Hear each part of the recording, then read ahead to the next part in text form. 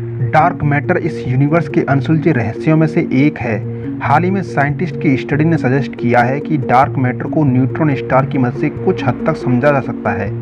Dark matter scientist द्वारा अब तक का सबसे ज़्यादा खोजा जाने वाला मैटर है। डार्क मैटर हमारे पूरे यूनिवर्स का 85% है। इसके बावजूद भी हम इसे देख नहीं सकते। डार्क मैटर लाइट से इंटरेक्ट नहीं करता, ना ही ये लाइट को एब्जॉर्ब करता है, ना ही लाइट को रिफ्लेक्ट करता है, ना ही लाइट को उत्सर्जित करता है। इसीलिए हमारे टेलीस्कोप डायरेक्टली इसे ऑब्जर्व नहीं कर सकते। बस इसको ऑब्जेक्ट पर ग्रेविटेशनल पुल के द्वारा ऑब्जर्व किया जा सकता है। किसी चीज़ को थ्योरेटिकली प्रूव करना अलग बात है और इसको प्रैक्टिकली प्रूव करना एक अलग ही बात है। डार्क मैटर को अर्थ पर एक्सपेरिमेंट करके प्रूव करना बहुत ही चैलेंजिंग है, क्योंकि इतने बड़े स्केल पर लार्ज डिटेक्टर पॉसिबल नहीं है। इसीलिए साइंटिस्ट ने न्यूट्रॉन स्टार को एक ह्यूज डार्क मैटर डिटेक्टर के रूप में लिया है। चलिए देखते हैं कैसे न्यूट्रॉन स्टार से डार्क मैटर को समझा जा सकता है।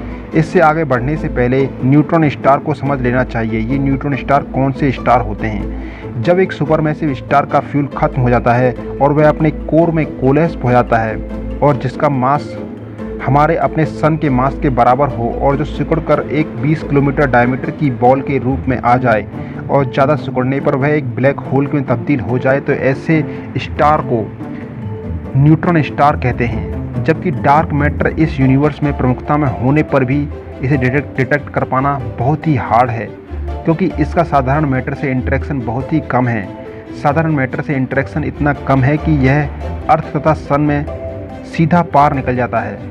लेकिन न्यूट्रॉन स्टार बहुत ज़्यादा डेंस होते हैं, इसीलिए डार्क मैटर जब न्यूट्रॉन स्टार में प्रवेश करता है तो dark matter particle neutron star particle में कोलाइड कर जाते हैं और एनर्जी लूज़ करते हैं और न्यूट्रॉन स्टार में एकत्रित हो जाते हैं। और जो एनर्जी डार्क मैटर लूज़ करते हैं वह एनर्जी न्यूट्रॉन स्टार को हीट कर देती है, और तब इन हीट हुए न्यूट्रॉन स्टार को साइंटिस्ट आसानी से ऑब्जर्व कर लेते हैं।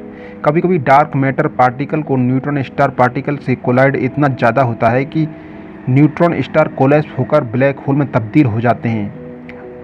इसीलिए यह साइंटिस्ट के लिए गुड न्यूज़ है कि डार्क मैटर का न्यूट्रॉन स्टार को एक लेवल तक हीट कर देना, जिससे ठंडा न्यूट्रॉन स्टार डार्क मैटर और रेगुलर मैटर में के इंटरेक्शन के बारे में महत्वपूर्ण जानकारी साझा कर सकता है, जिससे रहस्यमय डार्क मैटर के बारे में कुछ नया पता चल सकता है।